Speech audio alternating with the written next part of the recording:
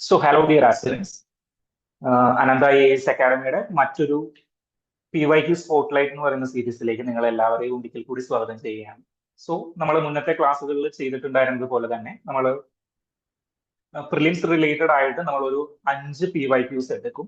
അതിനുശേഷം ഈ 5 PYQs നമ്മൾ ഡീറ്റെയിൽ ആയിട്ട് ഡിസ്കസ് ചെയ്യുന്ന ഒരു സെഷനാണ് നമ്മൾ കണ്ടക്ട് ചെയ്തുകൊണ്ടിരിക്കുന്നത്. ഇന്ന് നമ്മൾ എടുക്കുന്ന ടോപ്പിക് ഏൻഷ്യന്റ് ഇന്ത്യ റിലേറ്റഡ് ആണ്. ഹിസ്റ്ററിയിൽ ഏൻഷ്യന്റ് ഇന്ത്യ വളരെ ഇമ്പോർട്ടന്റ് ആയിട്ടുള്ള ഒരു സബ്ജക്ട് തന്നെയാണ്. അതിൽ തന്നെ പെർട്ടിക്കുലർലി ഇൻഡസ് വാലി സിവിലൈസേഷൻ ആണ് നമ്മൾ ചൂസ് ചെയ്യുന്ന ഒരു ടോപ്പിക് എന്ന് പറഞ്ഞു കഴിഞ്ഞാൽ.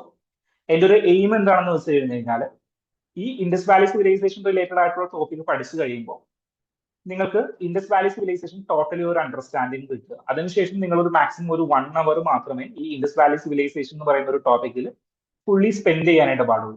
അപ്പൊ നിങ്ങൾക്ക് ഇനി നെക്സ്റ്റ് ഒരു 10 days കൂടിയാണ് നമ്മളുടെ കയ്യിലുള്ളത്. മാക്സിമം ഒരു 12 days നമ്മുടെ കയ്യിലുണ്ടാവും. ഈ ദിവസം മാക്സിമം ടൈം യൂട്ടിലൈസ് ചെയ്തുകൊണ്ട് എഫക്റ്റീവ്ലി യൂട്ടിലൈസ് ചെയ്തുകൊണ്ട് മുന്നോട്ട് പോവുക. നമുക്ക് സമയം കളയാതെ തന്നെ നമ്മളുടെ ഫസ്റ്റ് ക്വസ്റ്റ്യനിലേക്ക് പോകാം. ഫസ്റ്റ് ക്വസ്റ്റ്യൻ ചോദിച്ചിരിക്കുന്നത് 2021 പ്രിലിംസിൽ നിന്നാണ്. Which one of the following ancient town is well known for it's elaborate system of water harvesting and management by building a series of dams and channelizing waters into connected reservoirs. Water ഹാർവസ്റ്റിംഗും dams build ചെയ്യുന്നതും ബന്ധപ്പെട്ട് ഈ സ്ഥലങ്ങളിൽ താഴെ കൊടുത്തിരിക്കുന്ന സ്ഥലങ്ങളിൽ ഏതാണ് ബന്ധപ്പെട്ടിരിക്കുന്നതെന്നാണ്. ഇങ്ങനത്തെ ചോദ്യങ്ങൾ പലപ്പോഴും നമ്മൾ ഇതിനു മുൻപേ കണ്ടിട്ടുണ്ട് ക്ലാസ്സുകളിൽ. ഇൻഡസ് വാലി സിവിലൈസേഷൻ ഡിസ്കസ് ചെയ്യുമ്പോൾ സ്പെസിഫിക്കലി ആ പ്രദേശത്തെ ബേസ് ചെയ്തുകൊണ്ടുള്ള ഒരു ചോദ്യം അല്ലെങ്കിൽ ഒരു പോയിന്റ് നമ്മൾ പഠിച്ച് പോകാറുണ്ട്. ഇപ്പൊ കാലിബഗനെ ബേസ് ചെയ്തിട്ടാണെങ്കിൽ അവിടെ ഫയർ ഓൾട്ടർ ഉണ്ടായിരുന്നു എന്നുള്ള രീതിയിലാണെങ്കിൽ, അല്ലെങ്കിൽ കൃഷി ചെയ്തിരുന്നു, അല്ലെങ്കിൽ പ്ലൗഡ് ഒരു ഫീൽഡ് അവിടെ ഉണ്ടായിരുന്നു എന്നുള്ള രീതിയിലൊക്കെ നമ്മൾ പഠിച്ച് പോകാറുണ്ട്. ഈ പർട്ടിക്കുലർലി റിലേറ്റഡ് ടു ഡാംസ് അല്ലെങ്കിൽ ഹാർവസ്റ്റിംഗ്, അതായത് വാട്ടർ ഹാർവസ്റ്റിംഗ് സിസ്റ്റം പ്രിവാല് ചെയ്തിരുന്ന ഒരു സ്ഥലം എവിടെയാണെന്നുള്ളതാണ് നമ്മളുടെ ഈ ഓപ്ഷനിൽ എവിടെയായിരുന്നു എന്നുള്ളതാണ് നമ്മളുടെ ചോദ്യം. അത് ഓപ്ഷൻ എ ആണോ, ദൊലാവരയാണോ, അല്ലെങ്കിൽ കാലിബഗനാണോ, അല്ലെങ്കിൽ ലാഹിഗരി ആണോ, ഒരു റോപ്പർ ആണോ? ഇതിൽ 4 സ്ഥലങ്ങൾ നമുക്ക് ഫെമിലിയർ ആയിട്ടുള്ള സ്ഥലങ്ങൾ തന്നെയാണ്. നമ്മൾ ഓരോ ഇത് പറയുമ്പോഴും ഓരോന്നിന്റെയും സ്പെസിഫിക്കേഷൻ എന്താണെന്ന് നമ്മളുടെ മനസ്സിലേക്ക് വരിക. അതൊരു റിവിഷന്റെ പാർട്ട് കൂടിയാണ്. മനസ്സിലായത്? കാലിബഗനെ കുറിച്ച് ഞാൻ പറഞ്ഞു. ഇപ്പൊ റാഹിഗരി എന്ന് പറയുമ്പോൾ നിങ്ങളുടെ മനസ്സിലേക്ക് ആദ്യം വരുന്നത് ഇന്ത്യയിലെ ലാർജസ്റ്റ് സ്പേസ് ആണ്, ലാർജസ്റ്റ് എക്സ്കവേറ്റ് ചെയ്തിരിക്കുന്ന ഇൻഡസ് വാലി സിവിലൈസേഷന്റെ ഒരു സൈറ്റ് ആണ് രാഹിഗരി. ഇന്ത്യയിലെ ഏറ്റവും വലിയ സൈറ്റ് ആണ്. റോപ്പർ പറയുമ്പോൾ സത്ലജിന്റെ കീഴിലുള്ളതാണ്. അവിടെ ഒരു വാട്ടർ റിസർവോയർ സിസ്റ്റം അല്ല, ഒരു ഹാർവസ്റ്റിംഗ് സിസ്റ്റം ഉണ്ടായിരുന്നു എന്നുള്ളത് തന്നെയാണ്. ദൊലവരയെ കുറിച്ച് പറയുമ്പോൾ എന്താണ്? ദൊലവരയെ കുറിച്ച് പറയുമ്പോൾ നമ്മൾ ആദ്യം നമ്മളുടെ മനസ്സിലേക്ക് വരുന്നത് നമ്മൾ സ്റ്റാറ്റിക് ആയിട്ടുള്ള കാര്യം എന്താണ്? അവിടെ 3 സെക്ടറിൽ ഡിവൈഡ് ചെയ്തിരുന്നു. അതായത് സിറ്റഡൽ, ലോവർ ടൗൺ എന്നുള്ള 2 രീതിയിലാണ് സാധാരണ ഇൻഡസ് വാലി സിവിലൈസേഷനിൽ കാണാറുള്ളത്. എന്നാൽ ദൊലാവരയിലേക്ക് വന്നപ്പോൾ പ്രത്യേകം 3 രീതിയിൽ ഡിവൈഡ് ചെയ്യുന്ന ഒരു രീതിയിലേക്ക് നമുക്ക് കാണാൻ സാധിച്ചിട്ടുണ്ടായിരുന്നു. അത് അവിടുത്തെ ഒരു ഇമ്പോർട്ടന്റ് ടോപ്പിക് ആണ്. എന്നാൽ അതുമാത്രമല്ല, മനസ്സിലായോ?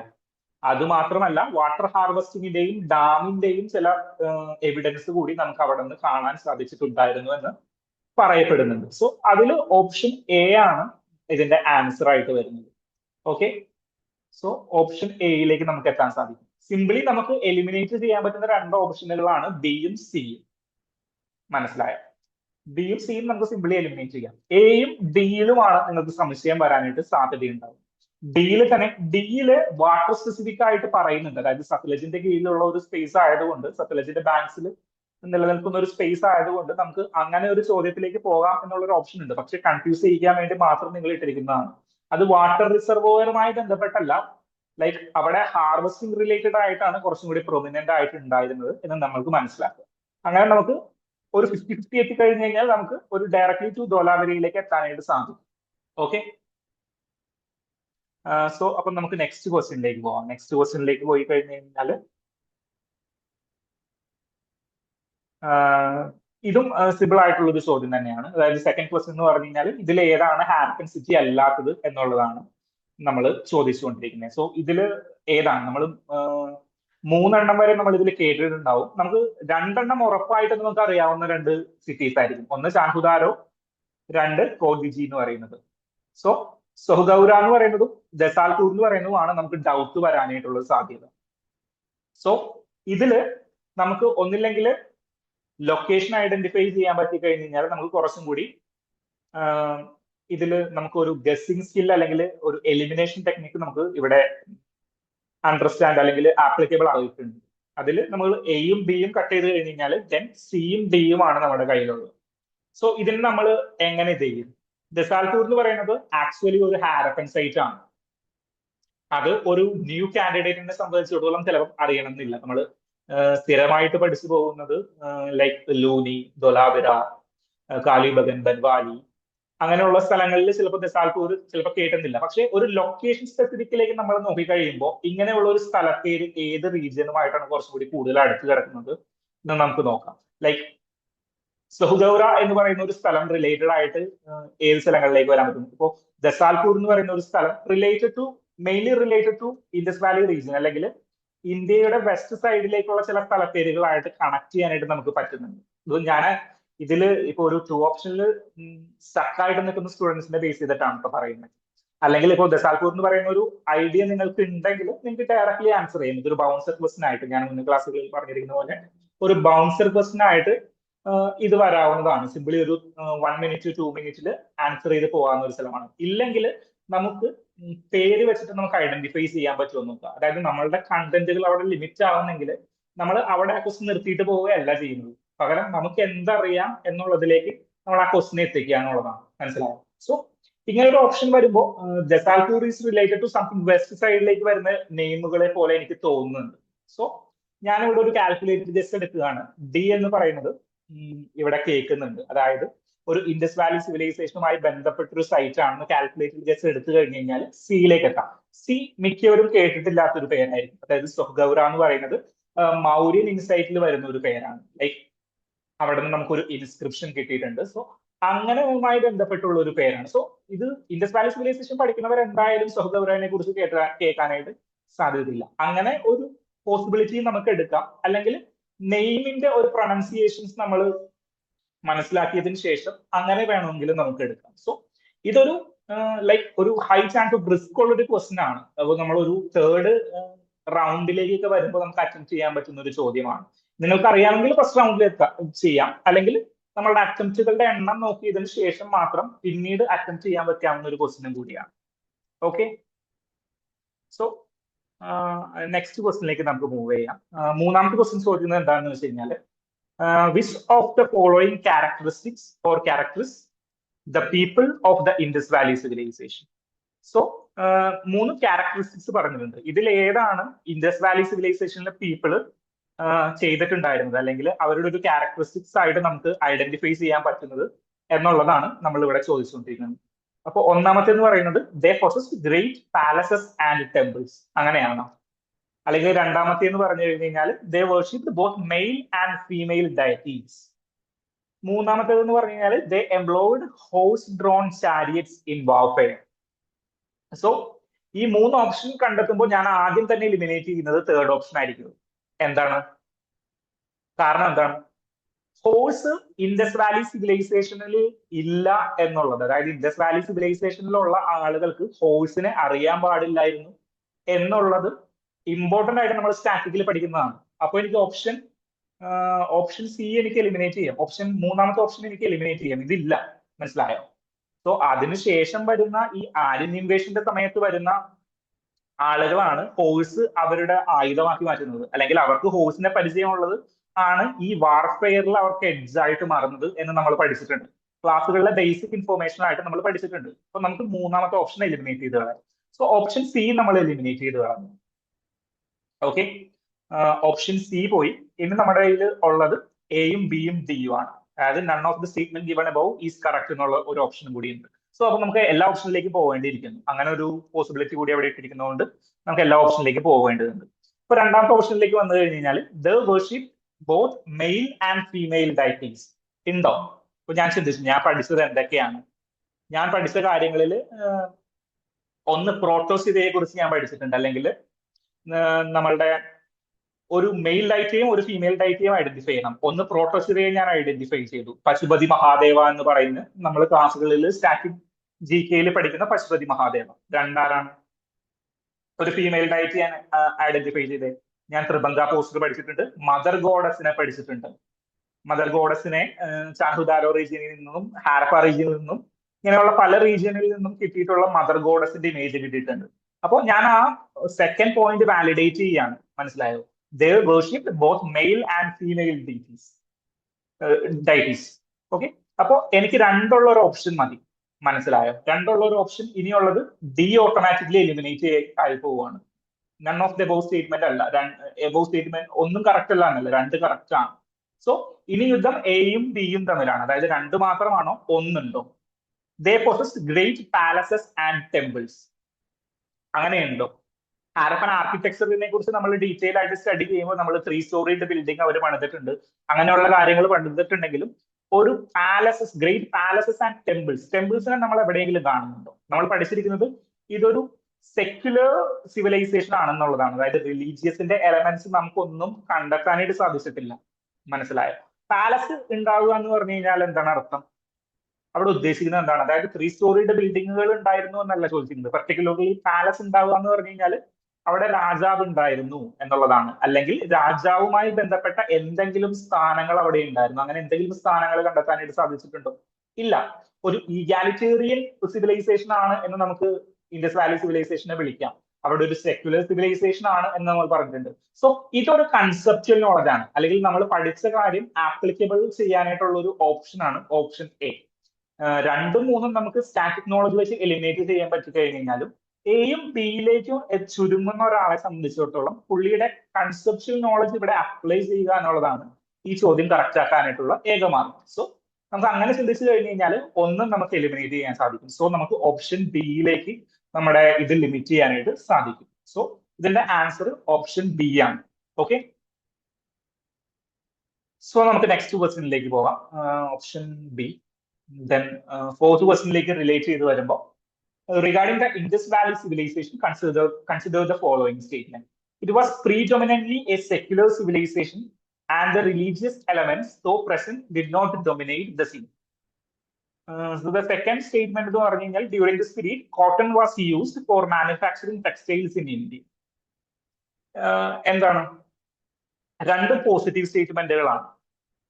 ഒന്നാമത്തത് ഞാൻ തൊട്ട് മുൻപേ പറഞ്ഞതാണ്, തൊട്ട് മുന്നത്തെ ക്വസ്റ്റ്യനിൽ പറഞ്ഞിട്ടുണ്ടായിരുന്നു ഇൻഡസ് വാലി സിവിലൈസേഷൻ ഒരു സെക്യുലർ സിവിലൈസേഷൻ ആണ് എന്നുള്ളത്. അപ്പൊ ഒന്നാമത് നമുക്ക് എടുക്കാം കോട്ടന്റെ കാര്യം സ്റ്റാറ്റിക് ആയിട്ട് വന്നിരിക്കുന്ന ചോദ്യമാണ്, അത് മനസ്സിലായോ? സ്റ്റാറ്റിക്, അതായത് ആർ.എസ്. ശർമ്മയുടെ ഏൻഷ്യന്റ് ഇന്ത്യ വായിച്ചിട്ടുണ്ടെങ്കിൽ സിമ്പിളി ഒരു 30 സെക്കൻഡിൽ ആൻസർ ചെയ്ത് പോകാൻ പറ്റുന്ന ചോദ്യമാണ്. കോട്ടൺ അവിടെ ഉണ്ടായിരുന്നു, സിന്തോൺ എന്നാണ് അറിയപ്പെട്ടിരുന്നത് എന്നുള്ള ഒരൊറ്റ കാര്യം മതി ഇത് ശരിയാക്കാനായിട്ട്. സോ നമുക്ക് ബോത്ത് ഓപ്ഷൻസ്, കറക്റ്റ് സ്റ്റേറ്റ്മെന്റ് അല്ലേ ചോദിച്ചിരിക്കുന്നത്? കറക്റ്റ് സ്റ്റേറ്റ്മെന്റ് ആണ്. അപ്പോ ബോത്ത് 1 and 2 ആണ് ഇതിന്റെ ആൻസർ വരുന്നത്. സോ ഇതും ഒരു ബൗൺസർ ആയിട്ടുള്ള ക്വസ്റ്റൻ ആണ്, അതായത് നമ്മളുടെ കണ്ടന്റിൽ നിന്ന് മാത്രം ചോദിച്ചിരിക്കുന്ന ചോദ്യമാണ്. സ്റ്റാറ്റിക് കണ്ടന്റായ ആർ.എസ്. ശർമ്മയുടെ ഏൻഷ്യന്റ് ഇന്ത്യ പഠിച്ച് നിങ്ങൾ നോട്ട് ക്രിയേറ്റ് ചെയ്ത് അത് എക്സാമിന് മുമ്പ് ഒന്ന് റിവൈസ് ചെയ്തിട്ടുണ്ടെങ്കിൽ ഈ ക്വസ്റ്റൻ എന്തായാലും ആൻസറബിൾ ആണ്, ആൻസർ ചെയ്യേണ്ടിയിരിക്കുന്നു, മനസ്സിലായോ?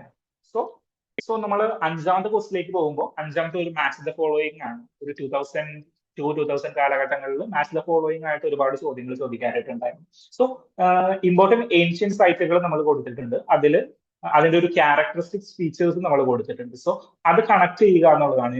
നമ്മൾ ഇത് സിംപിളി നമുക്ക് ആൻസർ ചെയ്യാൻ പറ്റുന്ന ഒരു ചോദ്യമാണ്. ഒന്നാമത്തെ എന്ന് പറയുമ്പോൾ ലോത്തലാണ്. ലോത്തൽ എവിടെയാണ്? ലോത്തൽ ഗുജറാത്തിലാണ്. നമുക്ക് ഏറ്റവും ഇമ്പോർട്ടന്റ് ഒരു പോർട്ട് ടൗൺ ആണെന്ന് അറിയാം, ഒരു ഡോക്യാർഡ് ഉണ്ടായിരുന്നു എന്നറിയാം. അത് തന്നെയാണ് ചോദിച്ചിരിക്കുന്നത് നമ്മളുടെ static knowledge. So A connected to 2. അപ്പോ ഓപ്ഷനിലേക്ക് വന്നു കഴിഞ്ഞു കഴിഞ്ഞാൽ നമുക്ക് രണ്ട് ഓപ്ഷനുകളാണ് ഉള്ളത്, ഒന്ന് ബിയും 2 ഡിയും. സോ ബാക്കിയുള്ള എയും സിയും നമുക്ക് എലിമിനേറ്റ് ചെയ്യും. അതായത് ഒറ്റ സ്റ്റാറ്റിക് നോളജ് കൊണ്ട് നമുക്ക് രണ്ട് ഓപ്ഷനുകൾ എലിമിനേറ്റ് ചെയ്ത് പോവുകയാണ്. അതിനുശേഷം കാളിബഗനിലേക്ക് വരികയാണ്. കാളിബഗനിനെ കുറിച്ച് നമുക്ക് എന്തറിയാം? ഫയർ ആൾട്ടർ ഉണ്ടെന്ന് നമുക്കറിയാം, ദെൻ പ്ലൗഡ് ഫീൽഡ് ഉണ്ടെന്ന് അറിയാം. അതായത് കിളച്ച് ഒരു കൃഷി ചെയ്യാൻ പാകത്തിനുള്ള ഒരു സ്ഥലം അവിടെ നിന്ന് എക്സ്കവേറ്റ് ചെയ്ത് എടുത്തിട്ടുണ്ട്. സോ കാളിബഗൻ ടു ബി 1 വരികയാണ്. സോ വീണ്ടും ഇത് തന്നെ, അതായത് ഈ B1 എന്ന് പറയുന്ന രണ്ടിന് കൊടുത്തിട്ടുണ്ടെന്ന് വെച്ചാൽ എല്ലാവർക്കും അറിയാൻ പറ്റുന്ന ഒരു ടോപ്പിക്കാണ്. ദെൻ ധോലാവിരയിലേക്ക് വരുമ്പോൾ ഏതാണ്? Terracotta replica of A plough ആണ്, അല്ലെങ്കിൽ ആ ഇൻസ്ക്രിപ്ഷൻ ആണ്. Terracotta replica of A plough എന്ന് പറയുമ്പോൾ നമ്മൾ എവിടേക്ക് പോകും? അതും സ്റ്റാറ്റിക് ആയിട്ടുള്ള ടോപ്പിക്കാണ്. Terracotta replica of A plough എന്ന് പറയുമ്പോൾ നമ്മൾ സിംപ്ലി എങ്ങടേക്കാണ് പോകുന്നത്? ബൻവാലിയിലേക്കാണ് പോകുന്നത്. ബൻവാലിയിലാണ്, ഹരിയാന, ഇന്ത്യയിലെ രാജസ്റ്റ് സൈറ്റ് എന്ന് പറയുമ്പോൾ നമ്മൾ അവിടെ NCERT-യുടെ അവഭാസ് 1 സിംപ്ലി കൊടുത്തിട്ടുണ്ട് ബൻവാലിയിലാണ് ഈ പ്ലവിന്റെ റെപ്ലിക്ക കണ്ടെത്തിയിട്ടുള്ളത് എന്നുള്ളത് അവിടെ ഡീറ്റെയിൽ ആയിട്ട് കൊടുത്തിട്ടുണ്ട് ഒരു ബോക്സിൽ. സോ അങ്ങനെ പറഞ്ഞു കഴിഞ്ഞാൽ നമ്മൾ ഈ ദൊലാവിര എന്ന് പറയുന്നത് ഇൻസ്ക്രിപ്ഷൻ നമ്മൾ അറിഞ്ഞില്ലെങ്കിലും നമ്മൾ ആൻസറിലേക്ക് എത്തി. മനസ്സിലായോ? D will be related to 3. മനസ്സിലായോ? D3 ഉള്ള ഓപ്ഷൻ ഡിയിലേക്ക് നമ്മൾ ആൻസർ എത്തി. മനസ്സിലായോ? സോ ഈ ഒരു നമ്മൾ സ്റ്റാറ്റിക് പാർട്ട് ഇപ്പോ ഏൻഷ്യന്റ് ഇന്ത്യ ഹിസ്റ്ററി റിലേറ്റഡ് ആയിട്ട് എന്ത് വേണമെങ്കിലും അവർക്ക് ചോദിക്കാം. പക്ഷെ നമ്മൾ സ്റ്റാറ്റിക് പാർട്ട് നമ്മൾ സ്ട്രോങ് ആക്കി വെച്ച് കഴിഞ്ഞാൽ അത് യൂസ് ചെയ്തുകൊണ്ട് നമുക്ക് എലിമിനേറ്റ് ചെയ്യാനായിട്ട് സാധിക്കും. മനസ്സിലായോ? സോ നമുക്കൊരു 50-50യിലേക്ക് എന്തായാലും എത്തിക്കാൻ സാധിക്കും. പിന്നെ അവിടെ ഒരു കൺസെപ്ച്വൽ ആയിട്ടുള്ള ഒരു കാര്യം കൂടി നമ്മൾ ഇംപ്ലിമെന്റ് ചെയ്ത് കഴിഞ്ഞ് കഴിഞ്ഞാൽ നമുക്ക് ആ ക്വസ്റ്റ്യൻ സിംപിളി ആൻസർ ചെയ്യാനായിട്ട് സാധിക്കും. അതാണ് നമ്മളുടെ ഈ ലാസ്റ്റ് ക്വസ്റ്റ്യനിൽ പറഞ്ഞിരിക്കുന്നത്. സോ ഇതിൽ ഇനി നിങ്ങൾ പഠിക്കുമ്പോൾ ചെയ്യേണ്ട ഒരു കാര്യം എന്താണെന്ന് വെച്ച് കഴിഞ്ഞാൽ, ഞാൻ എൻജിനീയറിംഗ് പഠിക്കുമ്പോൾ പറഞ്ഞിട്ടുണ്ട്, നമുക്ക് ഏതൊക്കെ റിവറിന്റെ കൂടെയാണ്, ഏതൊക്കെ സൈറ്റ് ഏതൊക്കെ റിവറുമായി ബന്ധപ്പെട്ടിരിക്കുന്നു എന്നുള്ളത് നമ്മൾ ചിന്തിക്കുക. So Harappa definitely related to Ravi ആണ്. മനസ്സിലായോ?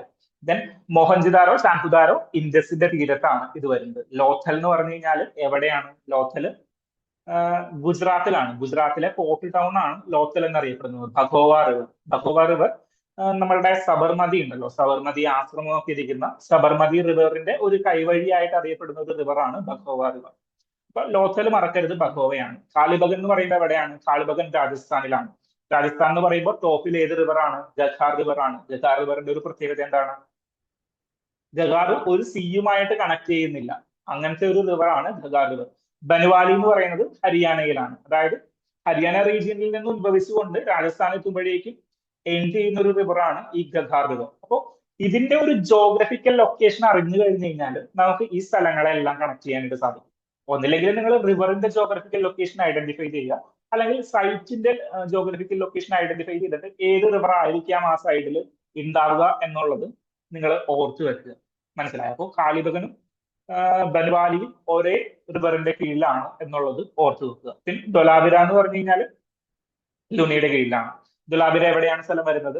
ദൊലാവിരയും ഗുജറാത്തിൽ തന്നെയാണ്. ഗുജറാത്തിൽ നമുക്ക് വേറൊരു സൈറ്റ് ഉണ്ട്, നമ്മളുടെ ഭഗോവ റിവർ വരുന്നത്, അതായത് സബർമതി ആശ്രമത്തിന്റെ താഴേക്ക് വരുന്ന ഒരു സൈറ്റ് ഉണ്ട്. അവിടെയല്ല, അതിന് മുകളിലോട്ട് കയറിയിട്ട് ലൂനി എന്ന് പറയുന്ന ഒരു നദി ഒഴുകുന്നുണ്ട്. ആ ഒരു സൈറ്റ് ആണ്, അതായത് നമ്മൾ പോർട്ട് ടൗണിനേക്കാളും മുകളിലായിട്ട് ഒരു മാപ്പ് വരച്ചു കഴിഞ്ഞു കഴിഞ്ഞാല്, ഇപ്പോ ഇതാണ് ഗുജറാത്തിന്റെ ഒരു സൈറ്റ് എങ്കിൽ ഇവിടെ നമുക്ക്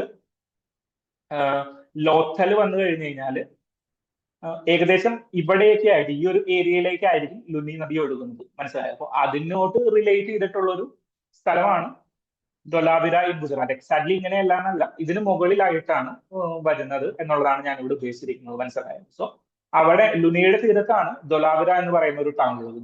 ദൊലാവിരയെ കുറിച്ച് നമ്മൾ പറയുമ്പോൾ ഏറ്റവും ഇമ്പോർട്ടന്റ് ആയിട്ട് പറയുന്നത് എന്താണ്? നമ്മൾ ഫസ്റ്റ് ക്വസ്റ്റനിൽ കണ്ടതും ലാസ്റ്റ് ക്വസ്റ്റനിൽ കണ്ടതുമായിട്ടുള്ള 2 കാര്യങ്ങൾ ഓർത്തിരിക്കുക. ഓക്കെ? സോ അപ്പൊ ഈ ഒരു 5 കാര്യങ്ങളാണ് നമ്മൾ പറയുന്നത്. പിന്നെ ഇവിടെ റിലേറ്റഡ് ആയിട്ട് ആർട്ട് ആൻഡ് കൾച്ചർ റിലേറ്റഡ് ആയിട്ട് ചില ചോദ്യങ്ങളും ചോദിക്കാനായിട്ട് സാധ്യതയുണ്ട്.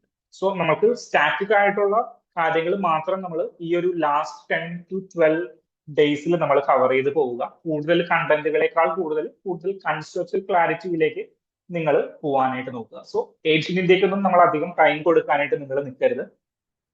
Particularly related to Indus valley civilisation maximum ഒരു 1 അവറിനുള്ളിൽ നിങ്ങൾ റിവൈസ് ചെയ്ത് കംപ്ലീറ്റ് ചെയ്ത് തീർക്കേണ്ട ഒരു ടോപ്പിക്കാണ്. മാക്സിമം ഒരു വൺ ഡേ പോലും ഇനി നമ്മൾ ഏൻഷ്യന്റ് ഇന്ത്യക്ക് കൊടുക്കരുത് എന്നാണ് ഞാൻ പറയാറ്.